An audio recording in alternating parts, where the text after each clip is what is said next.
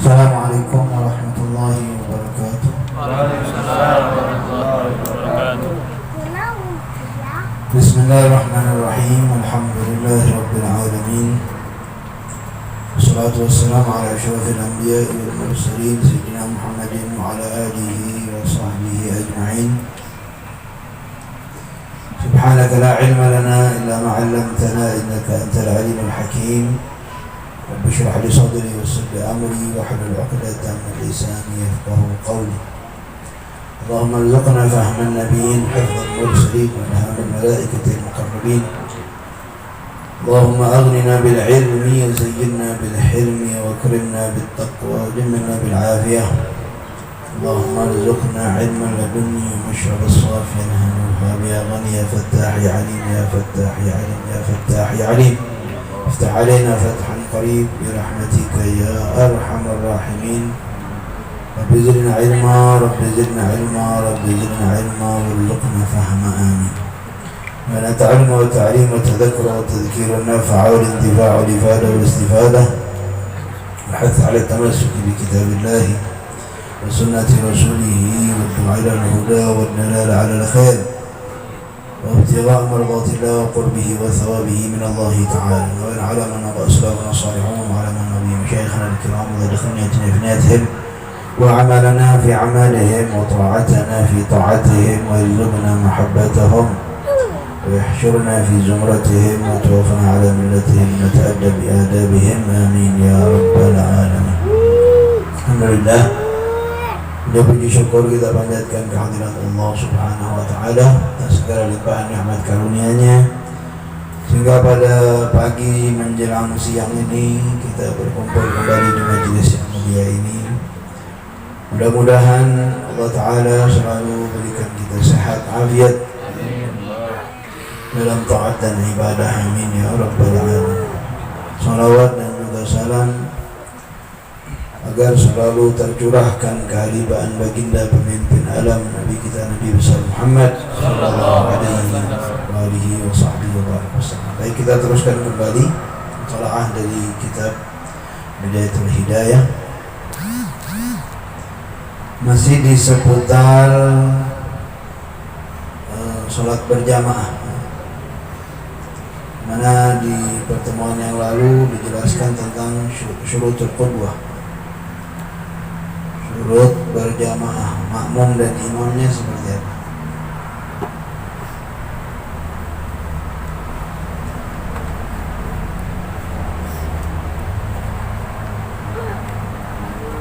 Nah, terakhir tentang apa? Tentang kita menarik makmum.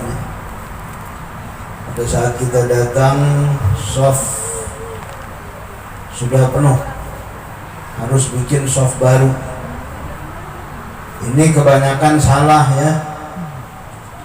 Asal mau masuk bikin shaf baru, seharusnya mau narik makmum yang di depan, karena nggak boleh shaf sendirian, harus ada temannya shafnya. Nah, itu mau narik jangan ditarik sebelum dia takbiratul ihram. Takbiratul ihram dulu, baru narik makmum yang ada di shaf tadi untuk ikut bersama dia di shaf yang baru.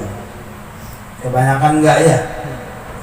Kebanyakan dia belum ihram, belum takbiratul ihram, dia sudah tarik orang yang ada di shaf yang tadi depannya tadi. Bukan seperti itu. Dan harus betul-betul apa kemarin penjelasannya, harus betul-betul tahu kalau orang ini mengerti hukum ditarik dari barisannya. Jadi nggak sembarang orang yang kita tarik. Kita tahu dulu ini orang mengerti nggak bab ini. Kalau dia paham, baru boleh kita tarik.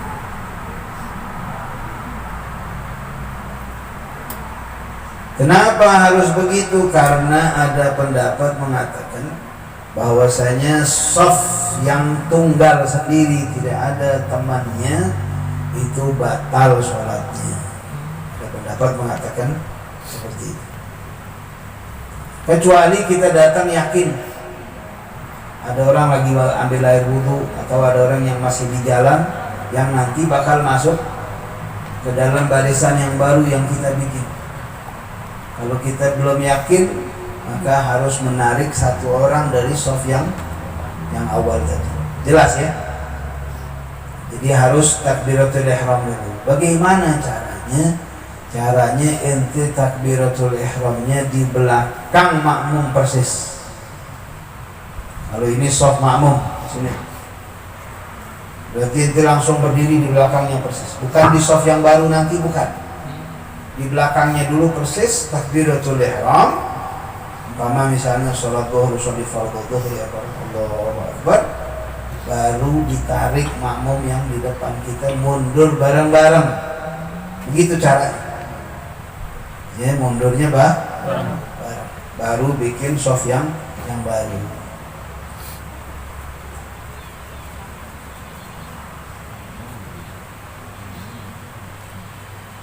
Kemudian kita terus kembali, Allah al-Musannif rahimahullah nafa'ana bihi wa bi'ulumihi wa bi'ulumi sa'ibatillahi salihin bidarin amin.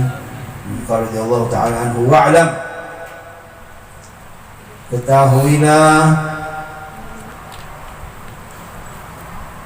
bahwasanya anna syurutul imam 16, syarat imam itu ada 16. Syarat untuk jadi imam ada 16.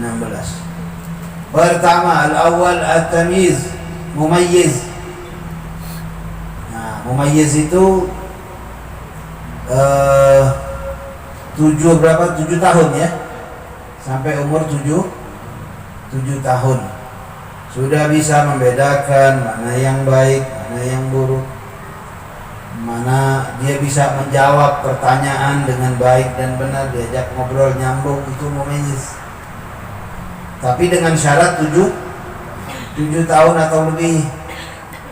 Kalau masih umur 5 tahun tapi dia sudah sudah nyambung, sudah bisa membedakan yang mana bara api, yang mana emas, yang mana baik, yang mana buruk, itu belum masuk kategori mumayyiz.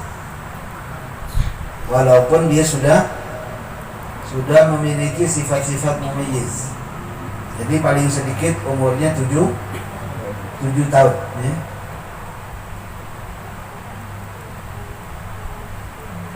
Wasani al-aql, kemudian yang kedua akal sehat. Umurnya udah 35 tahun tapi akalnya nggak sehat, alias gelo. Itu tidak boleh jadi imam. Kalau orang gila jadi imam, makmumnya berarti gila juga. Ya. Watsalithul Islam, kecuali nggak tahu ya. Kecuali makmum nggak tahu kalau ini ada sakit jiwa. Kayak dia dari penampilannya pakai imamah, pakai jubah, ya ternyata pakaian itu dia terobsesi. Jadi karena sakit ya, pakai imamah, pakai jubah karena ada kelainan jiwa. Itu enggak masalah. Karena nanti al-ibrah bi aqidatil ma'mum la bi aqidatil imam. Ya, rumusannya begitu. Di dalam sholat berjamaah itu tergantung akidah, keyakinan sang makmum. Contoh lain misalnya makmum yakin imam batal, udah berarti batal. Makmum yakin imam terkena najis dan belum disucikan najisnya, berarti apa? Tidak sah dia menjadikan orang tersebut sebagai imam, karena dia tahu. Walaupun imam enggak tahu. Contoh imam menginjak injak tai ayam. Imam nggak periksa lagi, nggak tahu kalau dia nginjak tai ayam. Lagi sujud, makmum lihat ada tai ayam di kaki imam. Batal nggak sholatnya makmum? Batal nggak?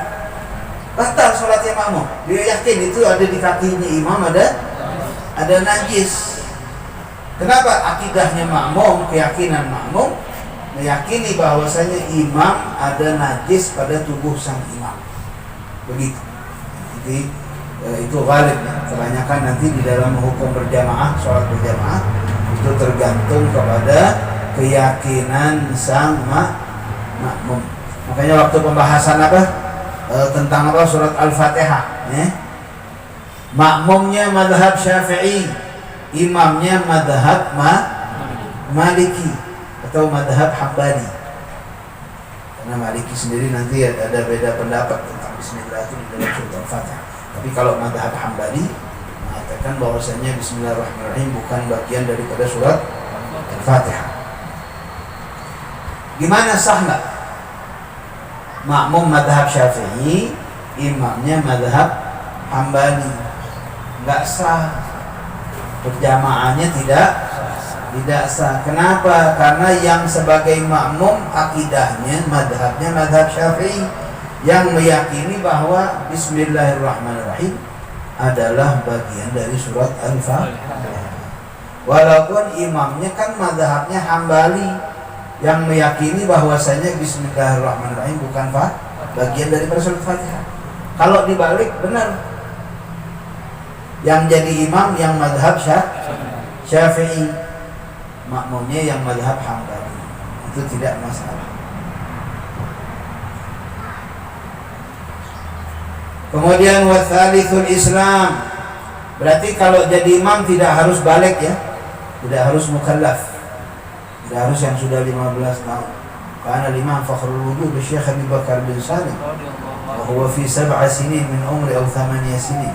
Karena imam di masjid, Syekh Bakar bin Salim udah jadi imam di masjidnya, masih umur 7-8 tahun, belum balik, tapi sudah jadi imam. Fakhrul Wujud Syekh Abi Bakar bin Salim. Wa tsalithul Islam, yang ketiga Islam. Kemudian apa? Warabi' adz-dzukurah. Kemudian syarat yang keempat, laki-laki bagi makmum, yang kalau makmumnya adalah lelaki dan atau perempuan, atau khuntha, atau bencong. Ya. Bencong bukan bencong yang sekarang yang kebanyakan ada nih, bukan. Ya, bencong itu memang kalau dalam fikih yang memiliki 2 kemaluan, memang lahir sudah punya dua kemaluan. Nah, nanti ada khunthal muskil, ada yang ghaira muskil, ada yang bencong bermasalah, ada yang bencong tidak bermasalah. Bencong yang tidak bermasalah, yang sudah ketahuan alat kemaluannya yang berfungsi adalah yang mana dari masa kecil sudah ketahuan. Jadi yang satu cuma pajangan doang, yang benar-benar berfungsi cuma satu. Dari mana? Ya dari dia buang air, keluarnya dari yang mana?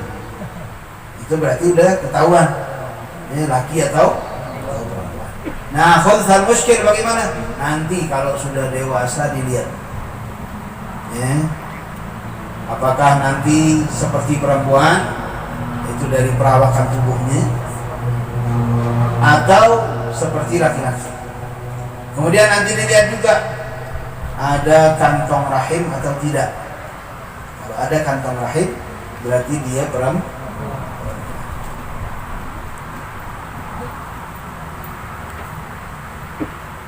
Laki-laki mengimami kaum laki-laki atau perempuan ataupun banji.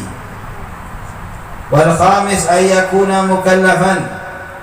Kemudian yang kelima, hendaklah dia mukallaf kalau idza kana imam al-jumu'ah, kalau imam sholat Jumat. Selain imam sholat Jumat tidak harus mukallaf, tidak harus balik. Tapi kalau untuk sholat Jumat, imamnya harus sudah balik. Dan wa kana minal arba'in, dan termasuk dari hitungan jumlah 40. Sahnya Jumat dengan jumlah 40 ya, ala qaulil mu'tamad, itu pendapat paling kuat. Tapi kalau dia bukan termasuk hitungan 40, jamaahnya ada 60 orang, ada satu anak kecil yang belum balik tapi luar biasa, boleh nggak dia jadi imam? Boleh, karena jamaahnya lebih dari jamaah Jumatnya lebih dari 40 orang. Tapi kalau 40 termasuk dia nanti yang bakal dijadikan imam, sedangkan dia masih belum balik, itu tidak boleh. Jelas ya? Jelas gak? Wasadis adam luzumul i'adah fi haqqihi. Kemudian yang jadi imam ini tidak harus mengulang sholatnya. Seperti siapa yang harus mengulang sholatnya?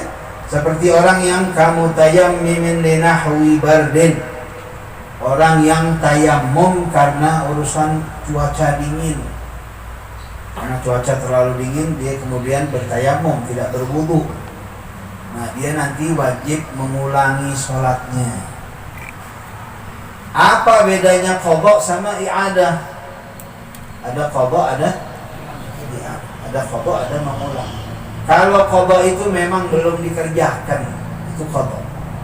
Sama sekali dia belum mengerjakan sholat duhur, sama sekali belum mengerjakan sholat asar, itu namanya qadha. Dia harus membayar utang sholatnya, mengqadha.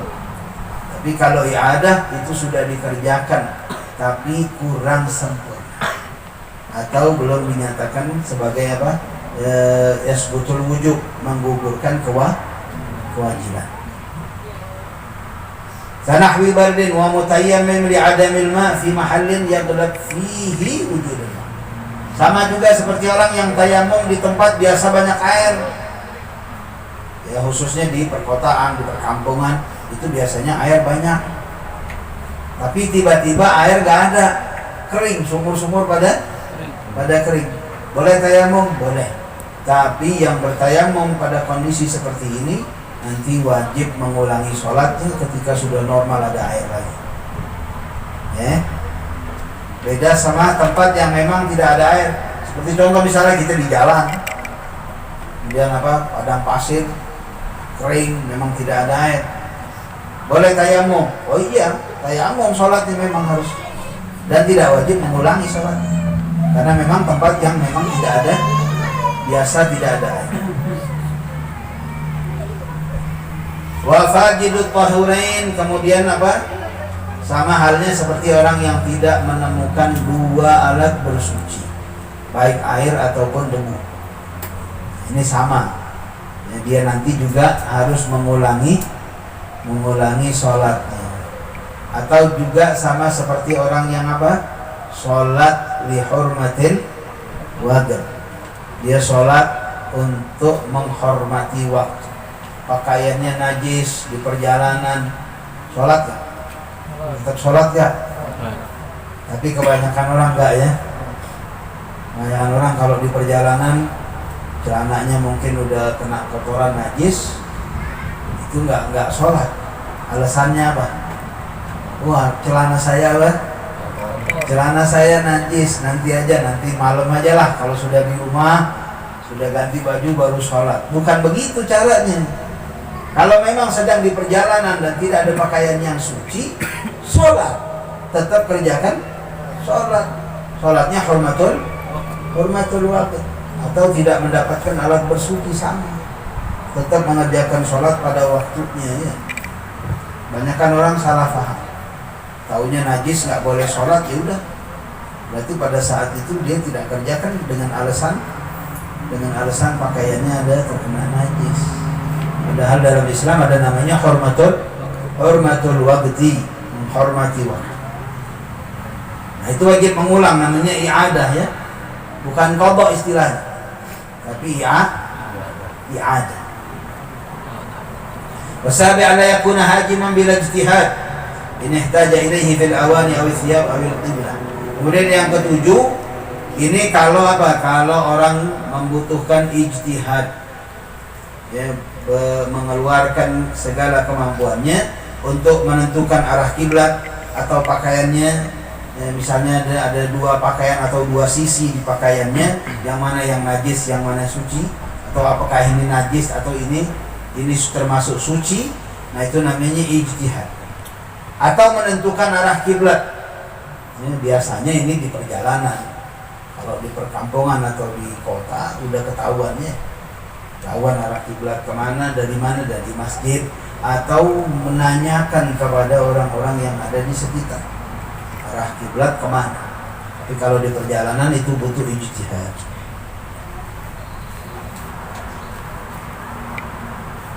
Bahkan awani, tempat tampungan airnya juga butuh ijtihad. Itu tidak boleh langsung sekonyong-konyongnya langsung mengerjakan sholat tanpa ijtihad terlebih dahulu. Maka kalau dia langsung yahjumu ila sholat, sholatnya batal. Fa salatu dzalika batilah talzamuhu al-i'adah. Sholat tadi orang yang langsung tanpa ijtihad itu sholatnya batal dan dia harus mengulanginya. Mengulangi sholatnya berarti belum dianggap menggugurkan kewajiban sholat. Wa tsamin ma'rifat kaifiyatis shalah. Lalu yang ke-8 dia harus tahu ini sholat zuhur seperti apa, 4 rakaat, rukuknya berapa kali, sujudnya berapa kali. Harus tahu kaifiyahnya atau cara-caranya melaksanakan sholat. Wa tasi' 9 ayyakuna alla yakuna lahinan lahnan yughayyir al-ma'na fil Fatihah. Hendaklah dia tidak termasuk orang yang salah membaca surat Al-Fatihah yang sekiranya sampai merubah makna.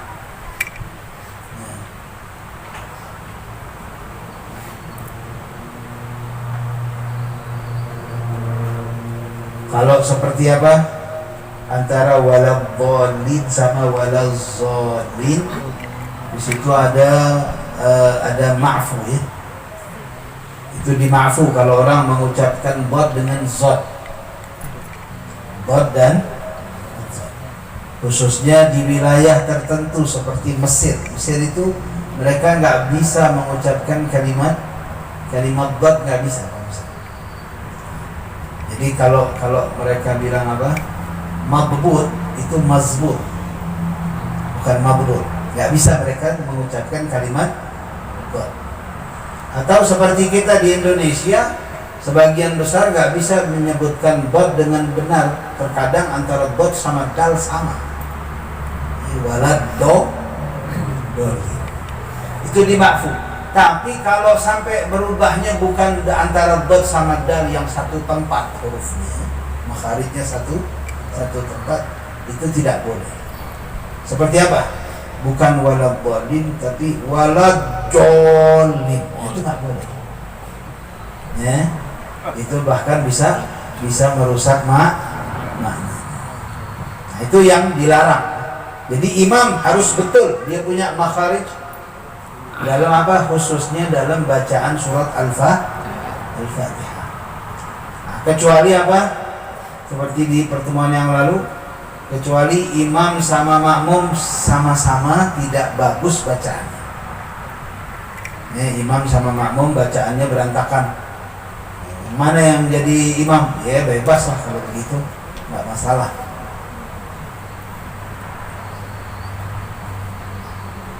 Wal 'ashir alla yakuna akhras. Kemudian ke-10, hendaklah imam bukan termasuk orang yang bisu. Imam harus bisa berbicara, nggak boleh bisu. Kalau sama-sama bisu kan kemarin dijelasin. Gimana kalau sama-sama bisu?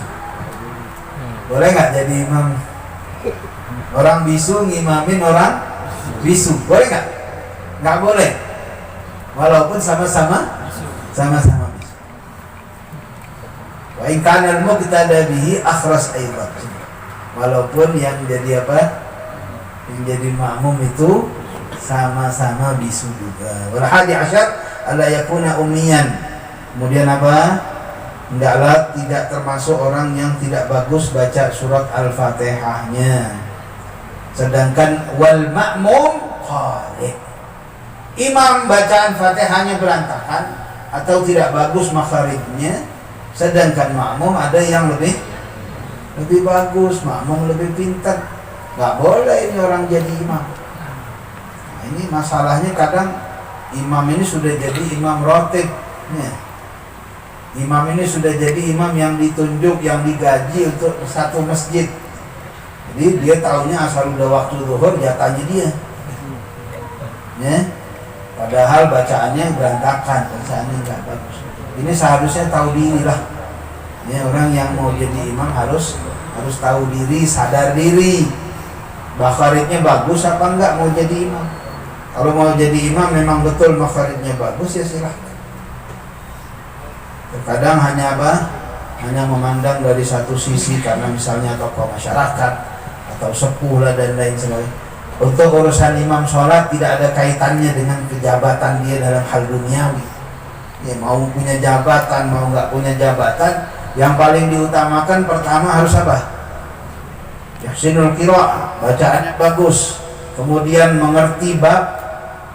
Kalau dalam hal ini sholat berarti mengerti bab sholat, kemudian mengerti aturan dalam bermakmum dan menjadi imam, syaratnya apa saja yang bisa membatalkan, kemudian mengerti juga urusan nanti bagi tidak, kemudian sujud sahwinya dan lain sebagainya, harus paham semuanya, baru bisa jadi imam. Dan imam nanti yang menanggung sholat, makanya dia harus harus dikedepankan orang yang al-muttaqi, orang yang taqwa, yang saleh, yang alim. Itu rentetannya banyak ya. Yang mana yang harus didahulukan, sampai nanti yang suaranya anda sautan lebih bagus suaranya, biar orang yang jadi makmum juga enak betah di dalam ibadah sholatnya dan lebih mengantarkan kepada kekhusyuan.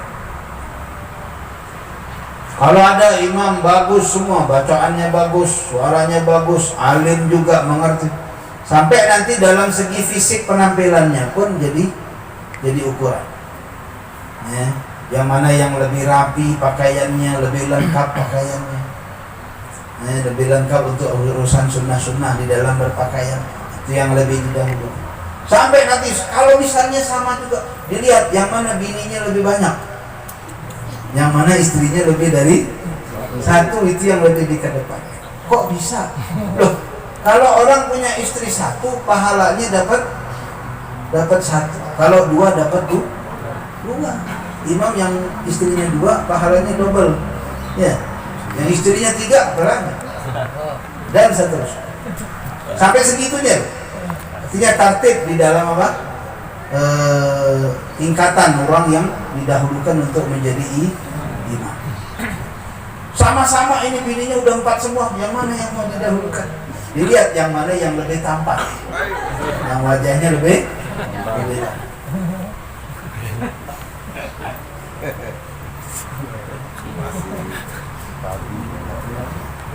Wathani asyar an la yakuna tabi'an li ghairihi. Ini jelas, yang namanya imam tidak dalam sedang posisi sebagai makmum.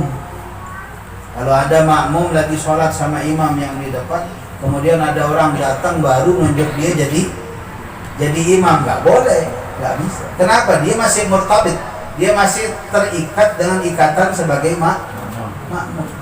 Harus jelas-jelas tidak sebagai makmum baru bisa menjadi imam. Wa thalith asyar an la yakuna murtakib bid'atan yukaffaru biha. Kemudian yang ke-13, tidak termasuk orang yang berkecimpungan di dalam perkara bid'ah yang sampai menyebabkan bid'ah fi isya. Bid'ah yang sampai mengantarkan kepada kekafiran, berarti apa? Bid'ah fil aqidah. Bid'ah di dalam urusan aqidah.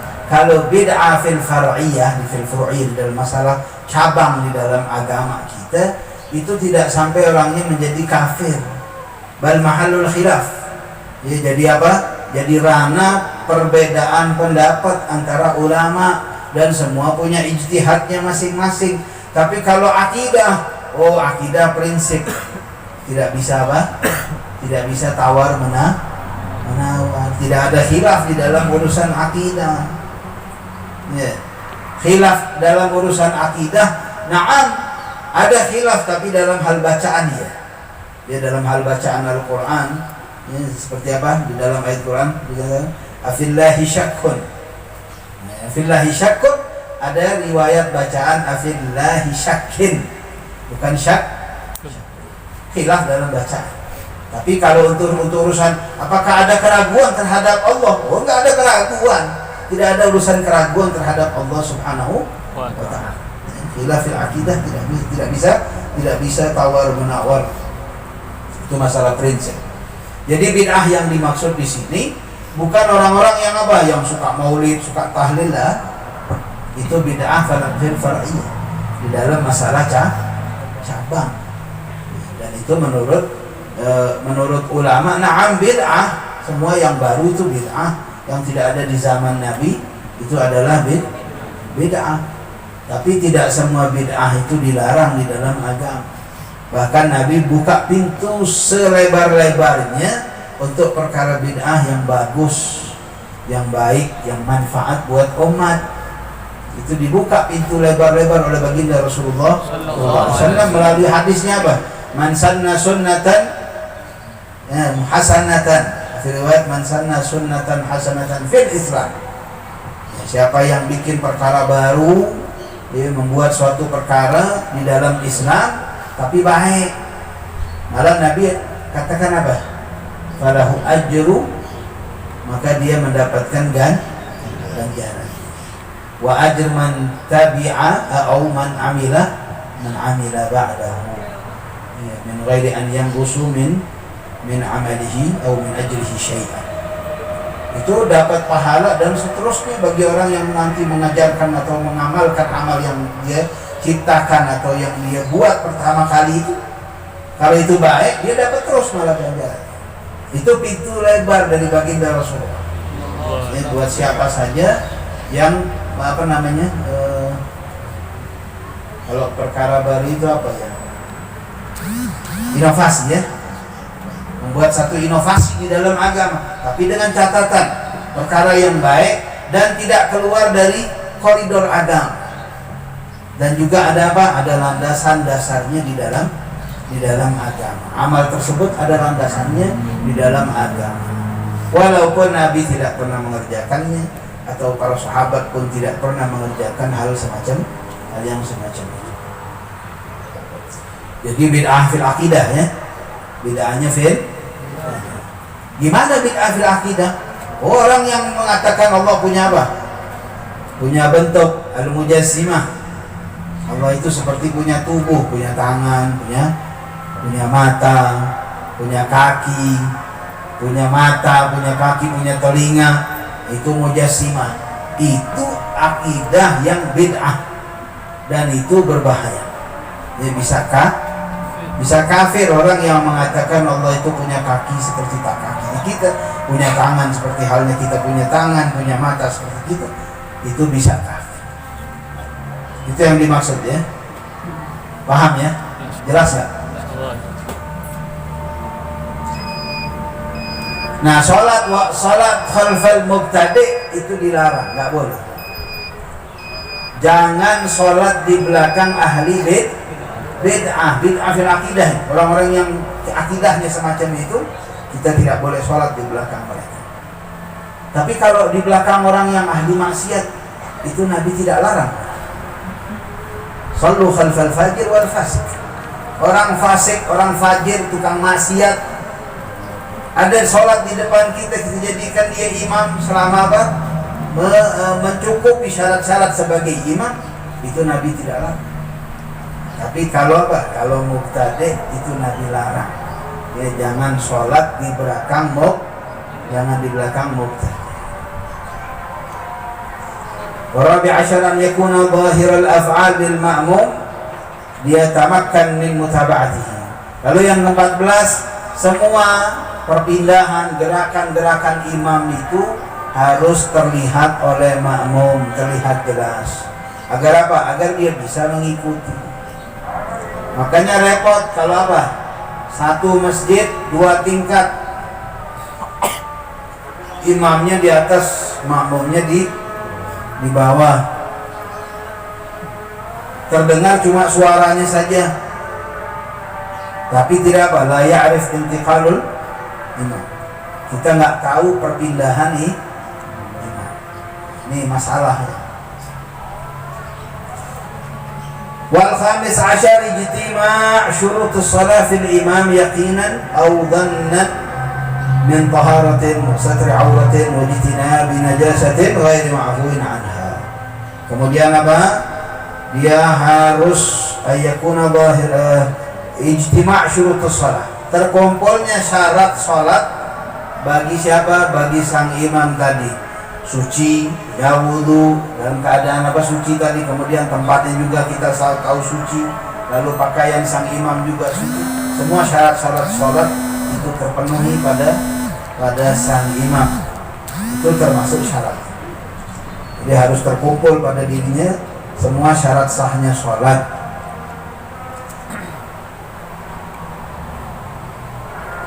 Wasadis asyar, yang ke-16, niyatul imamah fima tajibu fiha niyat. Kemudian berniat sebagai imaman di dalam sholat yang harus pakai niat imaman. Kenapa? Sholat berjamaah selain sholat yang khusus ini nanti tidak wajib imam itu berniat imaman. Kalau makmum wajib. Kalau makmum sholat apa saja, kalau dia mau jadi makmum, dia harus berniat makmuman lillahi ta'ala. Lillahi ta'alanya itu sunnah, itu tidak wajib. Tapi makmumannya dia harus sebutkan menjadi sebagai makmum. Tapi kalau imam tidak wajib kecuali satu, sholat Jumat. Jadi imam sholat Jumat harus berniat imaman lillahi ta'ala. Kemudian kalau sholatnya nadar, sholatnya nadar sholat, maka pada saat melaksanakannya dia harus berniat imaman. Kemudian tadi wal mu'adah, tadi orang-orang yang sholatnya harus diulang lagi, itu juga dia harus berniat imaman kalau sholatnya berjamaah. Lalu wal majmu'a bil matar wal mandura jama'atan. Lalu berniat jamak karena turunnya hujan. Kita diperbolehkan dalam agama untuk jamak takdim apabila hujan besar. Jadi dari mulai pelaksanaan sholat yang pertama itu hujan gak berhenti, hujannya hujan besar. Nah itu kita boleh niat jamak takdim, boleh jamak takdim. Berarti kalau pada saat semacam itu dia pun harus berniatnya imaman. Kalau pada saat itu sebagai imam dia harus berniat imam. Wal manduratu jama'atan, kemudian salat yang nadar untuk dikerjakannya juga berjamaah, seperti kal'id, seperti nadar untuk melaksanakan salat Idul Fitri. Salat Idul Fitri wajib enggak? Sunnah. Salat Idul Fitri sunnah. Tapi kalau dinadarkan hukumnya jadi wajib dan harus berniat imaman apabila dia dinadarkan. Thumma yusalli imam fatajibu niyatul imam. Wala yang bagi lil ma'mum, tidak diperkenankan bagi makmum untuk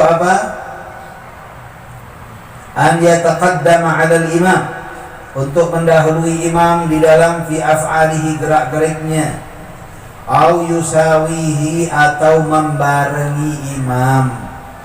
Enggak boleh. Jadi membarengi saja enggak diperkenankan, apalagi mendahului. Jadi yang paling bagus jangan bergerak ke satu rukun kecuali kita sudah yakin imam sudah pada rukun itu. Betul-betul imam udah sampai.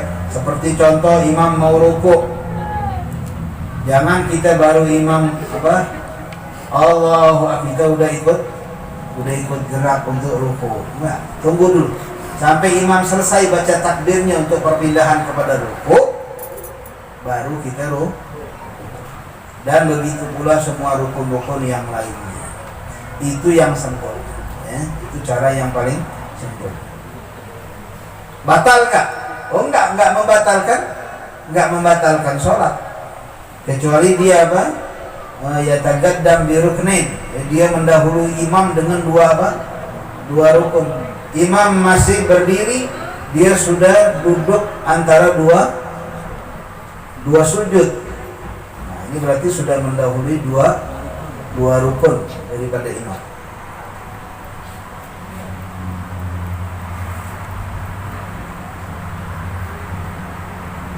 Bal yang bagi an yata'akhkhar anhu, tapi yang ditekankan adalah hendaklah dia menunda gerakannya daripada gerakan sang imam. Wala yahwi, jangan dia bergerak condong atau terjun kepada ar-ruku', jangan dia menunduk untuk ruku', illa idan taha, kecuali dia yakin betul imam sudah selesai, illa idan tahal imam ila haddir, imam sudah selesai kepada batasan sempurnanya ruku'. Bagaimana batasan sempurnanya ruku'? Kalau telapak tangan imam sudah sampai ke dengkulnya. Jadi kalau imam tangannya sudah sampai di dengkul, itu berarti sudah sampai kepada batasan ruku' yang sampai. Kalau imam baru masih apa? Baru nunduk saja, itu belum. Kita jangan langsung mau ikut nunduk juga. Wala yahwi lisujudi ma lam tasil jabhatul imam ilal ardi. Begitu pula jangan kita bergerak menunduk untuk sujud kecuali kalau kening imam betul-betul sudah sampai ke tanah, sudah sampai ke tempat sujud, baru kita melaksanakan sujud. Dari mana kita bisa tahu? Dari takbir intiqalat, dari takbir perpindahan. Tapi itu kalau imamnya memang betul-betul mengerti bagaimana pengucapan takbir itu harus bagaimana, panjang pendeknya sesuai dengan gerakan. Ya, kalau dari satu rukun ke rukun yang lainnya agak jauh, berarti bacaan takbir intiqal perpindahan tadi dipanjangin juga.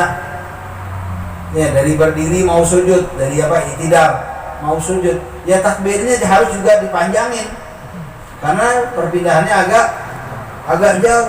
Ya, jadi Allahu Akbar, ra-nya berhenti, begitu apa? Keningnya sampai di tempat sujud. Biar apa? Fungsinya diantaranya ini.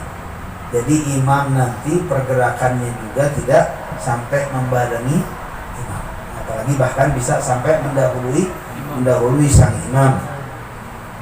Ya kan? Kalau dia bacanya pendek, mau sujud, Allahu Akbar, dipikir makmum sudah sampai, padahal baru nyampe batasan ruku'. Bisa jadi malah makmumnya udah sujud duluan.